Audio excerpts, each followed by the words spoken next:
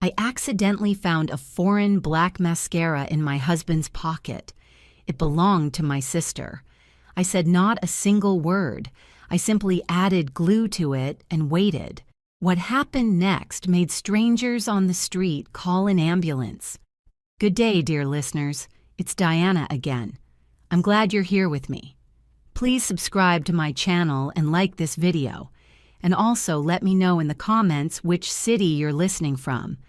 That way I can see how far my story has traveled.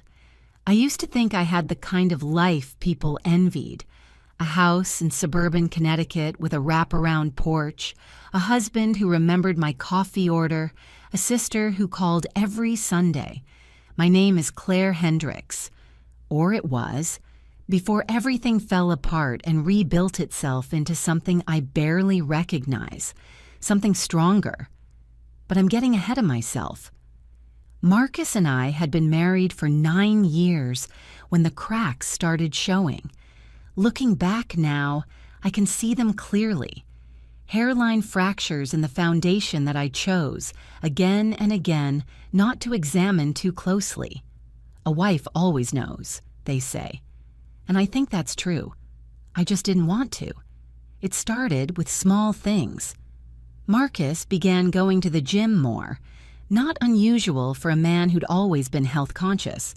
But he started going at odd hours. 7 in the evening. Sometimes not back until 10. He'd come home showered, which I told myself made sense. You shower at the gym. But there was something overly careful about it. Something rehearsed. Then came the phone. I noticed he'd started sleeping with it face down. He'd excuse himself to the back porch to take calls, and when I'd appear at the sliding glass door, the conversation would shift. His voice dropping half an octave, his body rotating slightly away. Just a work thing, he'd say, sliding back inside. You know how Gary is. Gary was his project manager. Gary was always the excuse. My sister Diane lived 20 minutes away in Westport. We were close in the way sisters who've survived a difficult childhood can be. Bonded at the scar tissue. She was 2 years younger than me, 36, with wavy dark hair and a laugh that filled rooms. She'd been divorced for 3 years and was, she insisted, perfectly happy on her own. She came to dinner at least twice a month. Marcus always seemed genuinely pleased to see her. I told myself that was normal. That was family. The mascara happened on a Tuesday in October. I was doing laundry. Marcus's work pants, the charcoal gray ones he wore on Mondays. I checked the pockets out of habit because he was always leaving receipts or chapstick in them. My hand closed around something cylindrical and smooth, and I pulled it out expecting a pen. It was a tube of mascara. Black, slim, the kind with a gold ring around the cap. A brand I didn't use. I was a strictly drugstore brand woman. This was expensive. L'Oreal Voluminous, the limited edition in matte black. I turned it over in my fingers. I stood there in the laundry room for a long time. My first thought, and I'm not proud of this, was that I'd somehow put it there myself and forgotten. I went to my makeup bag in the bathroom. I counted my mascaras. Mine were both drugstore brand, both brown black, both mine. This one didn't belong to me. So whose was it? I set it on the edge of the bathroom sink and stared at it the way you stare at something that hasn't hurt you yet, but you know it will. And then something clicked into place. A memory, small and flickering. Last month, at Sunday dinner, Diane had been touching up her makeup in our guest bathroom before dessert. I'd passed the doorway and seen her leaning toward the mirror, mascara wand in hand. I hadn't thought anything of it then, but Diane wore a very specific shade, matte black, slim gold cap. I picked up the tube again and looked at the label. L'Oreal Voluminous Midnight Black, limited edition. My hands were completely steady. That scared me more than shaking would have. I didn't say a word to Marcus that night. He came home at 7:30, poured himself a bourbon, and asked how my day was. I said it was fine. I made pasta. We ate watching the news. He kissed me on the temple before bed and said, "Love you, babe." The way people say things they've said so many times they no longer hear themselves saying them. I waited until I heard his breathing slow and even out. Then I went to the bathroom, opened the cabinet beneath the sink, and found the small bottle of Elmer's craft glue I used for weekend projects. I turned the mascara tube over and over in my hands. My sister's mascara, in my husband's pocket. I thought about what that meant. I thought about how long it had probably been going on. I thought about every Sunday phone call with Diane, her asking how Marcus was, me saying good, us chatting about nothing. The particular, specific performance of that. I uncapped the mascara. I squeezed 4 small drops of glue inside, along the wand, just enough to coat it, not enough to be immediately visible. I recapped it carefully. I wiped the outside clean with a tissue. Then I put it back, not in the laundry, back in the pocket of his charcoal gray pants, folded neatly on the shelf where I'd put them after they dried, right where I'd found it, and I waited. The next 3 days were the loneliest of my life, and that's saying something for a woman who grew up in a house where silence was a weapon. I moved through my routine like a ghost inhabiting her own life. I made coffee. I went to work. I was a paralegal at a mid-size firm in Stamford, Henderson and Cole, and the irony of spending my days helping attorneys build cases while I quietly assembled my own was not lost on me. I came home. I cooked. I smiled. I asked about Marcus's day and listened to his answers and watched his face for the tells I now couldn't stop looking for. He was good. That was the part that kept ambushing me at odd moments, in the produce aisle at Stop and Shop, or stopped at a red light on Route 1. He was good at this, which meant he'd had practice, which meant this wasn't new. I tried to calculate the timeline. Marcus and Diane had always gotten along well, but when had well become something else? I thought back over the past year, his extended work trips to Boston, the nights he came home distant and then inexplicably affectionate, the way guilty people sometimes overcorrect. Diane's new haircut last spring. She'd shown up at Easter looking polished in a way that felt like she was dressing for someone. I hadn't understood then. I understood now. A week before I found the mascara, Diane had canceled our Sunday call for the first time in 2 years. She'd said she had a migraine. I'd believed her without question. Why would I have questioned it?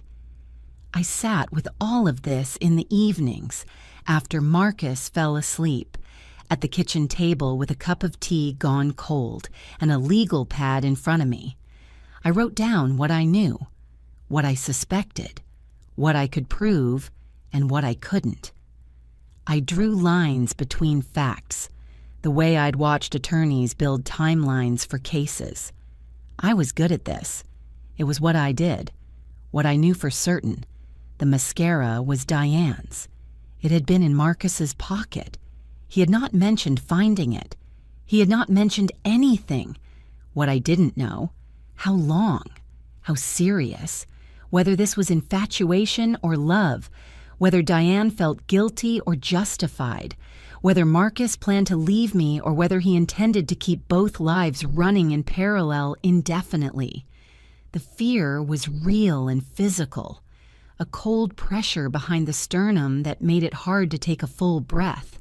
But underneath it, something else was solidifying. I recognized the feeling from difficult moments in my life before. It was the feeling of a decision being made, not decided, already made, in that part of yourself that acts before the conscious mind catches up. I was not going to cry myself into paralysis. I was not going to confront Marcus with nothing and watch him deny everything with the confidence of a man who'd never been caught. And I was absolutely not going to let them think, even for one moment, that I was someone who could be deceived without consequence. I needed proof, real proof, the kind that couldn't be explained away. My first step was documentation. I started a private folder on a cloud account Marcus didn't know existed, an old one I'd set up during a digital organization kick 2 years ago and never closed. Into it, I put photographs of the mascara tube before I replaced it in his pocket. I photographed it next to my own mascaras for comparison. I wrote a dated account of finding it, every detail I could remember. The day, the time, the pants, the specific pocket. I wrote it the way I'd write a deposition summary, precise, without emotion. My second step was financial. 9 years of marriage, and I'd always been somewhat passive about our joint finances because Marcus handled most of it, and I told myself that was fine, that was practical, that was just how it worked. I pulled up our accounts that night and made copies of the last 6 months of statements. Then I opened a personal savings account at a different bank, one Marcus had no connection to, and began quietly moving a small amount from my direct deposit each pay period. Nothing dramatic. $200 a week, enough to build something to stand on. My third step was more delicate. I called my friend Karen on a Wednesday evening from my car in the parking lot of the Stop and Shop with the engine running. Karen Chen had been my closest friend since grad school. She was sharp, discreet, and she'd gone through her own divorce 4 years ago. She knew things I didn't. "I think Marcus is cheating," I said when she picked up. I said it flat and plain, no preamble, because I couldn't bear a longer approach. There was a pause. Then Karen said quietly, "How sure are you?" "Pretty sure," I said, "and I think it might be with my sister." Another pause, this one longer. "Claire," she finally said, "where are you right now?" "Parking lot." "Go home, lock the bathroom door, and call me back. And don't say anything to either of them yet. Nothing. Promise me." I promised. I drove home. I did exactly what she said. That night, lying beside Marcus in the dark, I thought about the mascara still tucked into his pocket downstairs. I thought about Diane, 20 minutes away in her tidy little house, maybe lying awake too. And I thought about the glue I'd added to the wand. 4 small, careful drops. And I thought, wait. I was good at waiting. I'd been waiting my whole life for things to fall apart. The difference now was that I wasn't going to wait passively. This time, I was going to be ready. The attorney's name was Patricia Lowe, and she had an office on the 4th floor of a glass building in downtown Stamford that looked out over the harbor. I'd found her through Karen, who said she was the best family law attorney in Fairfield County and that she did not suffer fools, which Karen said meant she would be perfect for me. I scheduled the consultation for a Thursday morning, using a personal day from work. I told Marcus I had a dentist appointment. He kissed me on the way out the door and said, "Hope it's not a cavity." And I said, "Me too." And the ease of the lie surprised me. Patricia Lowe was a woman in her mid-50s, trim and unhurried, with reading glasses that she took on and off like punctuation. She listened to me without interrupting. When I was done, she folded her hands on her desk and said, "You've been thorough. That's good. Now let's talk about what you'll actually need." What I needed, she explained, was more than circumstantial evidence. The mascara, she acknowledged, was compelling but not conclusive. A skilled attorney for Marcus's side could argue any number of alternate explanations. What I needed were communications, texts, emails, anything that established an ongoing, intimate relationship between Marcus and Diane. I also needed to establish the duration and pattern, which would matter significantly in Connecticut's divorce statute, particularly around alimony and asset division. You're also going to want to protect yourself financially, she said, already knowing the steps I'd started taking. And when I told her about the separate account, she gave a small, approving nod. Keep going. Keep records. Don't tip your hand. I left her office feeling something unexpected. Clarity. Not happiness, nothing close to it, but the particular calm that comes from forward motion after being paralyzed. I began watching differently. I was already familiar with our home Wi-Fi network. I managed the router, had always managed it because Marcus was useless with tech. That week, I logged into the router's admin panel for the first time in 2 years and discovered it logged device connection history. Nothing as specific as content, but enough to see when devices connected and for how long. Marcus's phone connected to our home network every night, but 3 weeks ago, on a Thursday, the same Thursday he'd said he was in Boston for a client dinner. A second device had pinged our network briefly just before 10 p.m. An iPhone, different serial identifier. I wrote it down. Then came the moment that changed everything. On a Saturday afternoon, Marcus said he was driving to Home Depot for weather stripping. He was gone for 2 hours. Home Depot was 11 minutes away. When he came home, he had one small bag that took 30 seconds to carry inside. I waited until he was in the shower, then checked the bag. One package of weather stripping, receipt time stamped 2:48 p.m. He'd left at 12:30. An hour and a half was unaccounted for. I said nothing. But that evening, while Marcus was watching football in the living room, I heard his phone buzz on the kitchen counter. I was standing 3 feet away, rinsing a glass. The screen lit up with a text preview before he could react. I read 4 words before the screen locked. Miss you already. DD, I set the glass down on the counter with both hands, carefully, the way you put something fragile down when you don't trust your grip. I turned and walked to the pantry and stood inside among the canned goods and the spare paper towels and breathed slowly, in through the nose, out through the mouth, the way I'd learned in the one meditation class I'd ever taken and never returned to. Marcus appeared in the kitchen a moment later. "You okay?" he said. "Fine," I said, coming out of the pantry with a box of pasta. Just getting dinner started. He watched me for a second. Something passed across his face. Not guilt exactly. More like a person checking a door they left closed, making sure it's still closed. Then he went back to his football game. I made pasta. I set the table. I served dinner with steady hands. But inside my chest, something that had still been in the realm of suspicion had crossed into certainty. Not a feeling, not a hunch, a fact. Miss you already. D, 4 words. I replayed them all evening, and I knew, with the precision of a woman who spent her professional life turning ambiguous facts into unambiguous records, that I had just passed the point of no return. That night, I opened my cloud folder and added a new entry. Date. Time. Exact wording of the text I'd seen. Device connection anomaly from the rotor logs.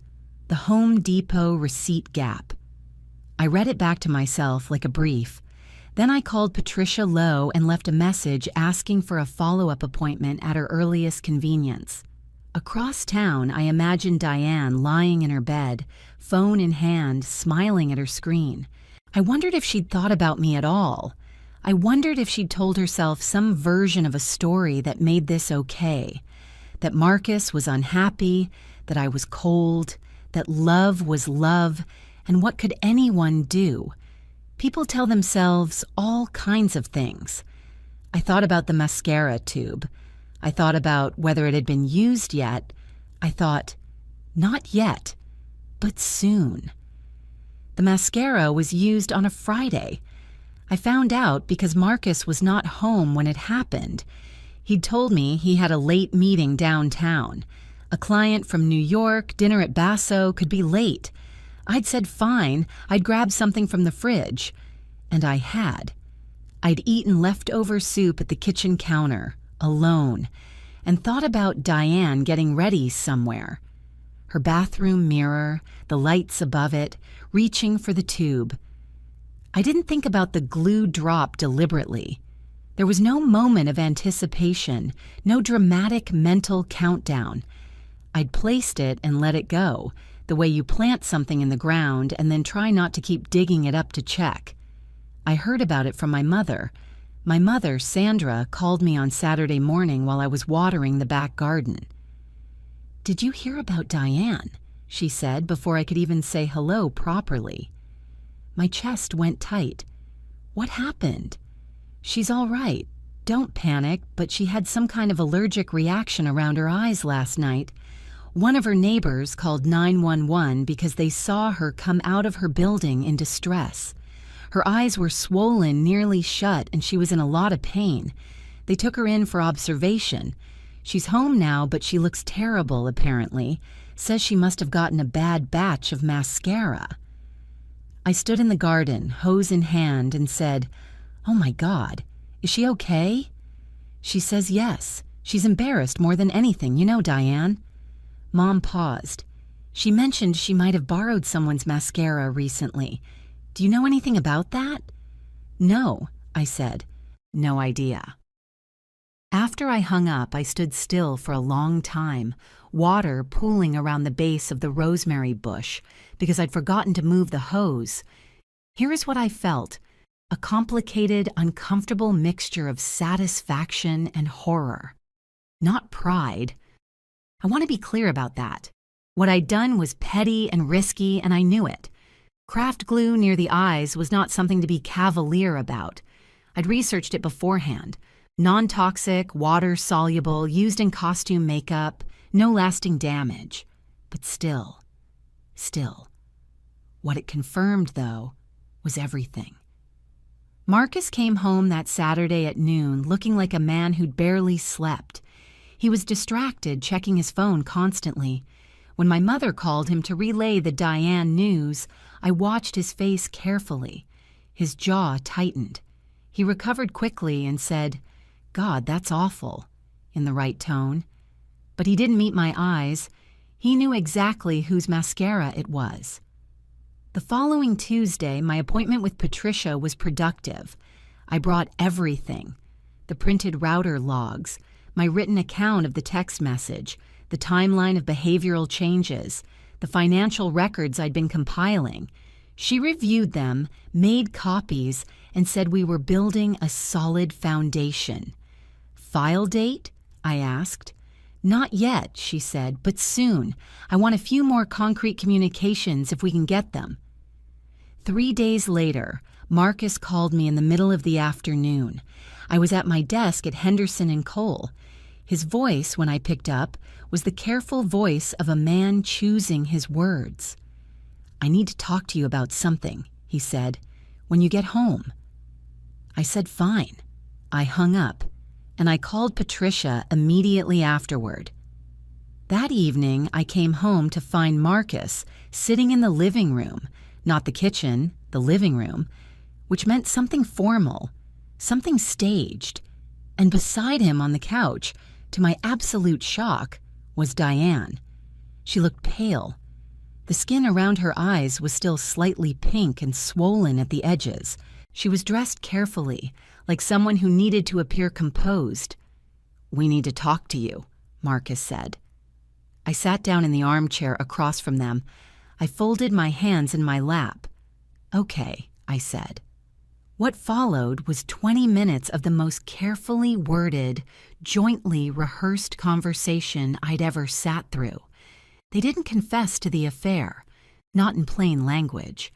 What they said, essentially, was that they were concerned about me, that I seemed distant and withdrawn, that people who loved me were worried, that Marcus felt we'd grown apart and that he thought we needed couples counseling. It was, I realized, a preemptive strike. They thought I suspected. They decided the best defense was to come to me first and reframe the narrative, position themselves as the concerned parties and me as the unstable one. "We're just worried about you," Diane said. She held my gaze, and I saw in her eyes something I hadn't expected. Not guilt, but a kind of cold calculation. She'd made her choice, and she was defending it. "I appreciate your concern," I said. My voice was level. "I'll give the counseling idea some thought." They exchanged a glance. "Claire," Marcus started. I said, "I'll think about it," I said, quietly, pleasantly, as if they'd suggested a new restaurant. They left together. They walked out of my house together, side by side, and I watched from the front window as Marcus held his car door open for my sister. I sat back down in the armchair. My hands were shaking now slightly, and I let them. Nobody was watching. I gave myself that. Then I took a 4-day weekend. I had the personal days. And I drove up to a small inn in Vermont that Karen recommended, with bare trees and cold air and a fireplace in the room. I slept more than I'd slept in months. I read a novel. I ate dinner alone and didn't apologize to anyone for the table for one. By the time I drove home Sunday evening, I was steady again. Driving back into Connecticut on that Sunday evening, watching the highway lights beginning to appear against the darkening sky, I felt different. Not healed. I wasn't naive enough to think 4 days in Vermont constituted healing, but grounded. Like a tree that had been moved and had quietly regrown its roots while no one was watching. Marcus had sent 2 texts while I was away. The first said, "Just checking in, hope you're okay."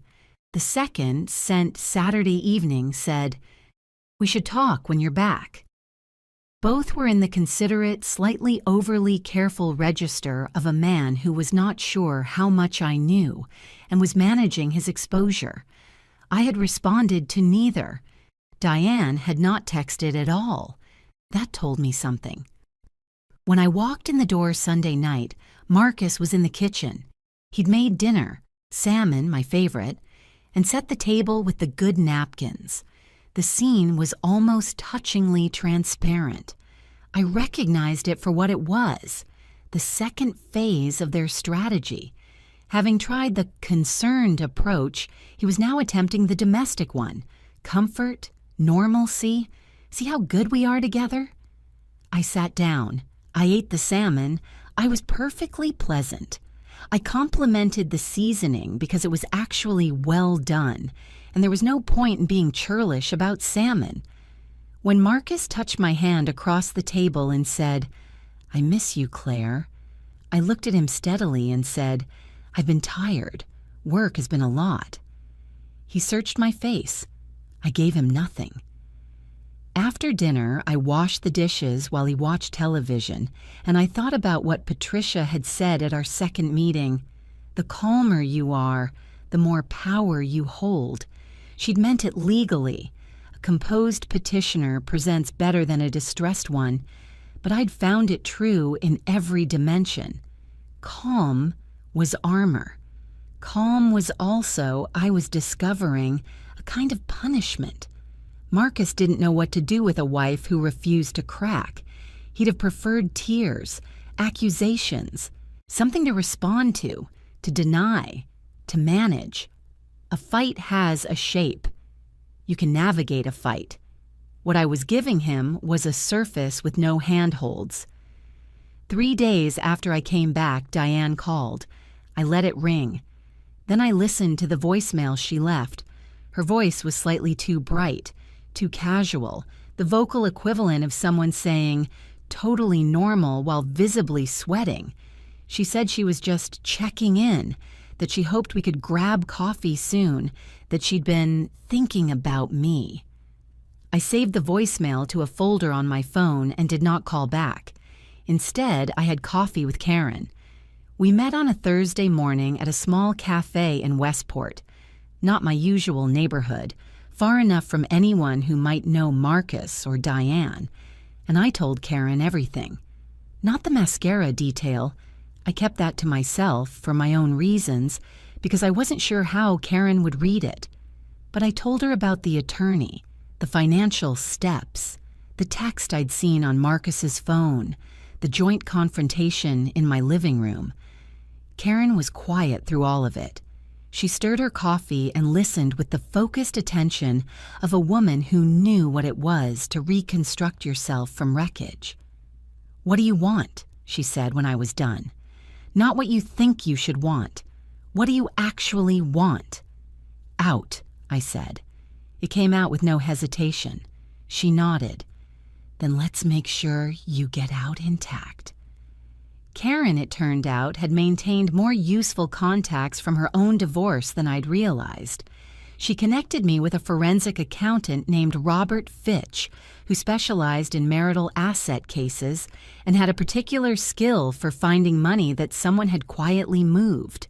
Because Marcus, I'd been realizing, might have had reasons of his own to start shifting finances. Robert was thorough, methodical, and expensive, and I was very glad I'd been quietly building my separate account for the past several weeks. I also called my cousin Rachel, who was a therapist outside Boston and who had always been the family member I trusted most. Not a session, just a call. She listened to the story in the calm way of a therapist who is also a cousin, which is a particular and valuable combination. She said what I was experiencing, the strange cold stability mixed with grief, was normal, adaptive. She said some people go quiet when they're in pain rather than loud, and that quiet didn't mean fine and it didn't mean broken. It just meant processing. "You're doing the right thing by not blowing it up impulsively," she said. "Keep your footing." I kept my footing. Marcus watched me across the dinner table each night with something that was becoming, I thought, genuine unease. He'd expected a reaction by now, something he could work with. The waiting was making him anxious. Good. Diane, presumably getting reports from him, was also waiting.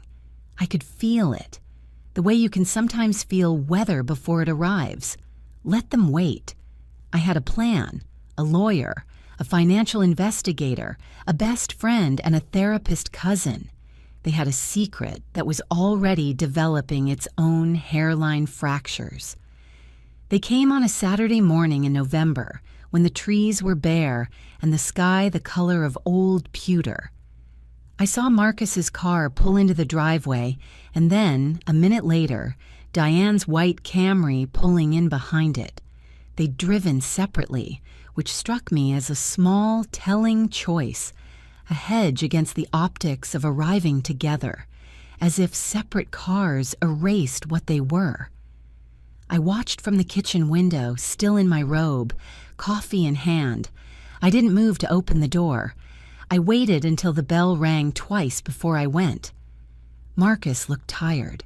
Diane looked composed in the way of someone who'd practiced composure in the mirror that morning. She was wearing a coat I'd helped her pick out 2 winters ago, a navy wool thing from J. Crew. I noticed the detail and filed it away, the way I filed everything now. "We wanted to come by," Marcus said. "Can we come in?" "Of course," I said. I made coffee. I did this deliberately, slowly, in their full view, because it established that I was in control of this space and this pace. I set 3 mugs on the kitchen table and sat down with mine and waited. The kitchen was quiet except for the sound of the radiator clicking on. I'd always found that sound soothing. That morning, it felt like a metronome counting down. What followed started as an apology. Marcus spoke first. He said he was sorry for the way things had felt lately, that he knew he'd been distracted and emotionally absent. He wanted to go to counseling, real counseling, because he believed in us and in the marriage, and he didn't want to lose what we'd built together. He mentioned the trip we'd taken to Portugal for our 5th anniversary, unprompted, The way people reach for a shared memory when they need to remind you they once mattered to you. It was a smart move. It almost worked. Not because it changed my mind, but because for one unguarded second, I could smell the salt air and see the tiled rooftops from our hotel window, and I had to quietly close that door and come back to the kitchen table. Then Diane spoke. She reached across the table and put her hand over mine. Her eyes were serious and warm, the warmth of someone who's rehearsed warmth. She said that she was worried about me, that she'd noticed I'd been pulling away from the family, her word, family, as if she were part of it in some unaffected way, and that she wanted us to have a relationship again, a real one. She said she knew things had felt strained, and she was sorry for whatever she might have done to contribute to that, whatever she might have done. I looked at her hand on mine. I looked at her face. I thought about, miss you already, D. I appreciate you both coming, I said. My voice was even and warm and completely uninflected by anything I was actually feeling. I've been doing a lot of thinking, and I agree that things have been off. I think counseling is a good idea. Something eased in Marcus's posture, a visible physical relaxation that he tried to suppress and didn't quite manage. Diane, encouraged, leaned forward. "There's one thing we wanted to talk to you about," she said. "I don't know if you've been speaking with anyone, professionally, legally, but Marcus and I both feel like that kind of step would only make things harder, more adversarial. It would hurt everyone, Claire, especially you." There it was, especially you. "I think," she continued, still in that warm, careful voice, "that if you've been speaking with anyone, an attorney, for example, it might be worth taking a step back, for your own sake, for the sake of the family." She tilted her head slightly as she said it, the familiar gesture I'd seen 100 times across dinner tables and holiday meals, the one that used to mean I'm listening and now meant something else entirely. I looked at her for a long moment. I noticed she was wearing the pearl earrings our grandmother had left her. She wore them when she wanted to appear trustworthy. "Are you asking me not to consult a lawyer?" I said. Diane blinked. "I'm asking you to think about what you really want, to think about the damage that kind of process causes. Marcus loves you. We all love you." Marcus stepped in quickly, almost over her words. "Nobody wants conflict here, Claire. We just want things to be okay." I nodded slowly. I took a sip of my coffee, let the silence sit for a moment longer than was comfortable. Neither of them filled it. "I'll think about what you've said," I told them. They left 20 minutes later. I walked them both to the door, smiled, watched them go to their respective cars. Diane glanced back at me once from her Camry. I lifted a hand. She drove away. I closed the front door. I stood in the front hallway with my back against the door, and I allowed myself, for a short and precise period of time, to feel the fear that the visit had deposited in me. Because it was fear, the kind that comes not from physical threat, but from recognizing how deliberate they were. They'd come with a coordinated message. "Stop the legal process. Stand down. We love you, but we are warning you." They had sat at my kitchen table with their rehearsed words and their careful eyes and deployed them like tools. And what disturbed me most was not the audacity of it, but the fluency. They'd had this conversation between themselves beforehand, maybe multiple times, refining it, planning it. How long had they been planning things together, I wondered? How many conversations had happened in how many places I'd never see? That was what "especially you" meant. My hands were cold. My heart was beating faster than I'd like. But then, And this is the thing I keep coming back to, the thing that surprised me most about myself. The fear didn't paralyze. It metabolized. It converted into something else, clean and hard and directed. A precision. Like fear is the fuel, and conviction is the engine. And I didn't know I was built that way until that moment. I went to my desk. I opened my laptop. I wrote an email to Patricia Lowe with the subject line, "Please move forward." 3 words.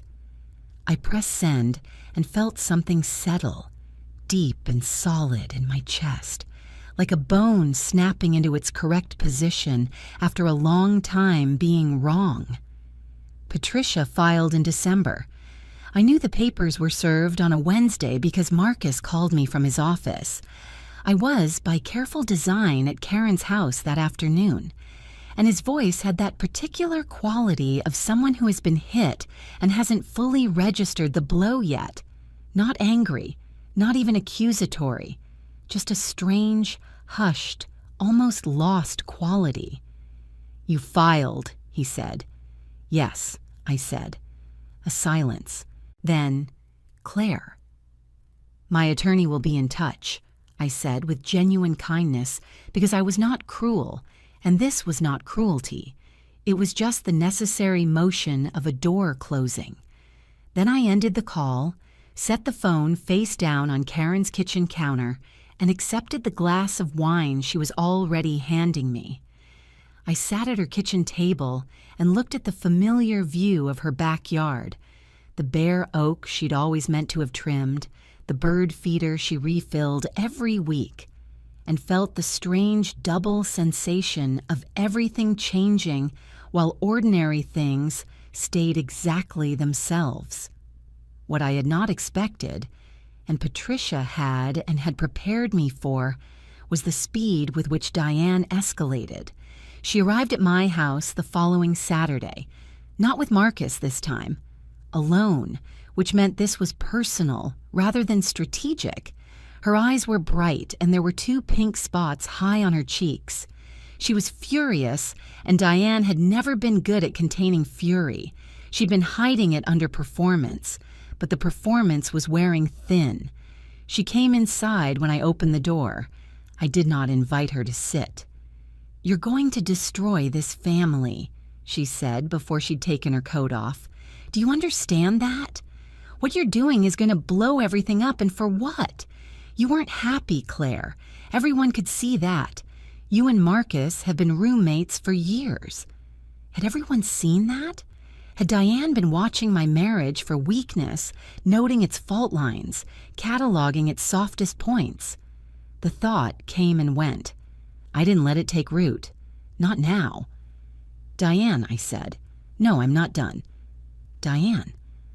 My voice was quiet, not hard, not raised, quiet. "I'd like you to know that I have recorded this conversation, as is my legal right in Connecticut, and that anything you say now may be relevant to proceedings." She stopped talking. I watched her recalibrate. The pink spots on her cheeks spread slightly, and then her expression did something complicated, a rapid sequence of anger, uncertainty, and something that might have been fear. "You're recording me?" she said. "Yes." She looked at me for a long moment. The navy coat, the pearl earrings again. She'd dressed for a confrontation she'd expected to win. "This isn't you," she finally said. "This isn't who you are." "It is, actually," I said. She left. The door didn't quite slam. She caught it. But it closed hard. 2 weeks later, Marcus requested a meeting with Patricia and his own attorney, a man named Gerald Herrick from a firm in Greenwich. We met in a conference room at Patricia's building, the harbor visible in the windows. I arrived 10 minutes early as Patricia had coached, because the person already seated holds the room differently than the person who walks in. I was seated, coffee in hand, papers organized, when Marcus came through the door. He saw me and stopped for just a fraction of a second, barely perceptible. Then he recovered and sat across from me.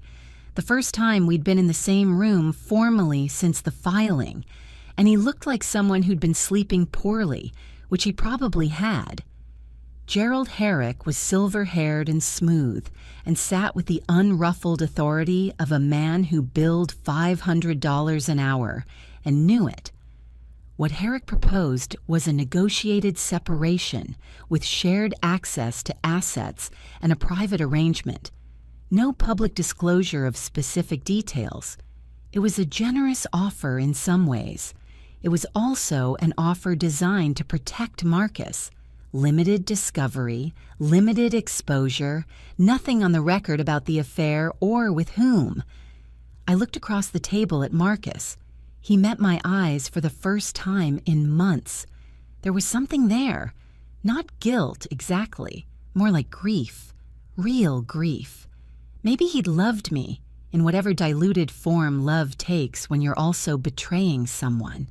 I held his gaze steadily, giving him nothing to read, and he was the one who looked away first. I turned to Patricia. She gave the smallest shake of her head. We'd talked about this moment. I had something Gerald Herrick and Marcus did not know I had. Robert Fitch, the forensic accountant, had found it 3 weeks earlier.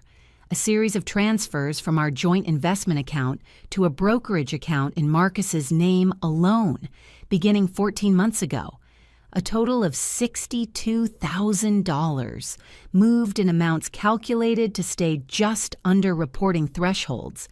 The transfers had begun, according to the timeline, approximately 2 months after Diane had come to Easter dinner in her new haircut. He'd been planning this.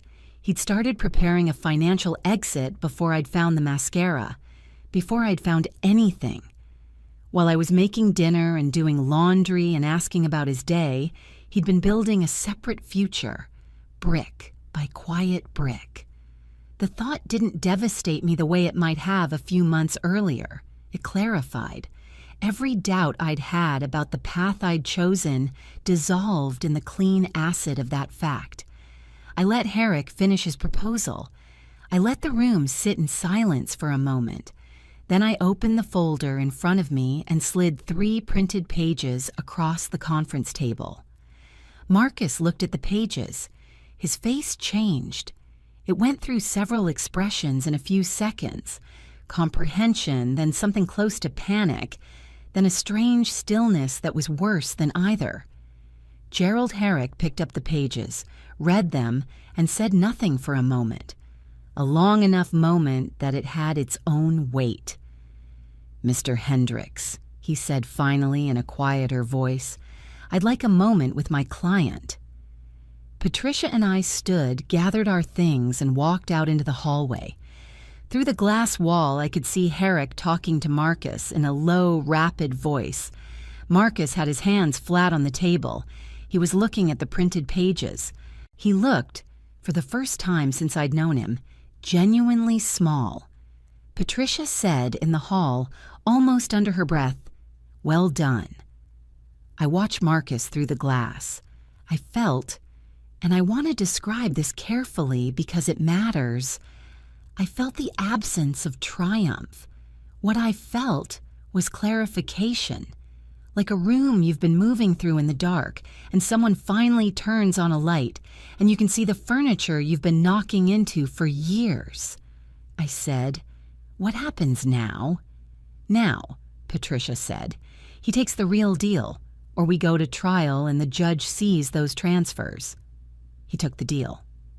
The final settlement was signed in February, on a cold, bright morning with snow on the ground outside Patricia's building and thin winter light coming through the conference room windows.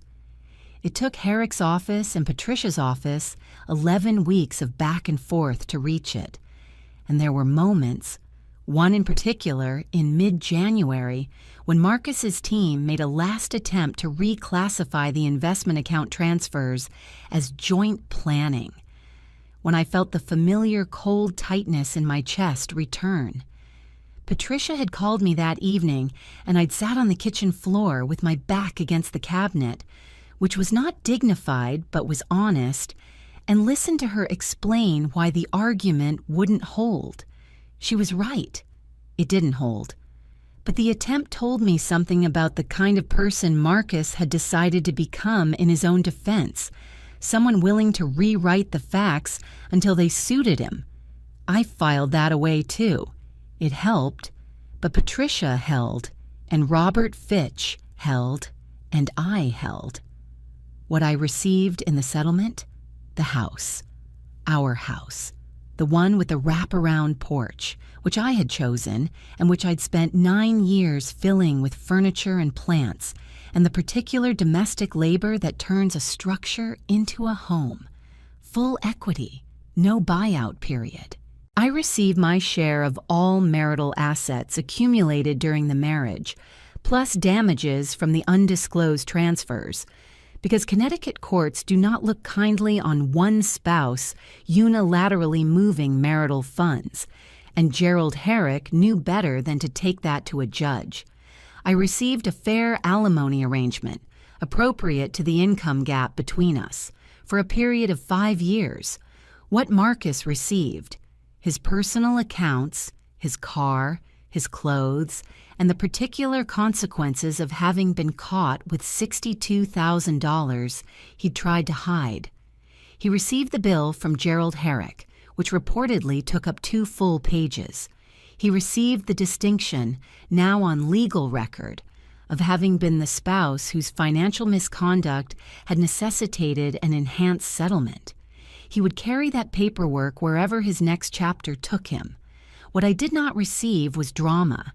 There was no explosive courtroom confrontation, no ugly public scene, no moment of shouted truths across the living room. Everything happened in conference rooms and through attorneys and in carefully worded written documents, because that is how these things work when one person is organized and precise and refuses to act from panic. Patricia had been right about the calm. The calm had saved me a significant amount of money and months of additional process. The calm, in the end, was the sharpest instrument I had. The day the settlement was signed, I drove home. To my house now in an uncomplicated legal sense, and I sat on the porch in my winter coat with a cup of coffee, and I looked at the bare front yard and the neighbors' Christmas lights that were still up in February, and the quiet street I'd lived on for 9 years. I had not cried yet. Not really. Not fully. I'd teared up once in the car after a particularly difficult call with Patricia in January, and once talking to Rachel on the phone late at night, but I hadn't done the full thing. I suppose I'd been afraid that if I started, the precision I'd been maintaining would dissolve, and I needed the precision. I cried on the porch that afternoon. Not dramatically. There was nobody watching anyway, just a quiet, sustained release, the way a faucet finally runs clear after you've had it repaired. I cried for the marriage I'd thought I had, for the version of Diane I'd thought existed, for the 9 years during which I'd been, in some ways, asleep. I cried for the woman in the laundry room holding a tube of mascara, not yet knowing what it meant, but already, on some cellular level, beginning to understand.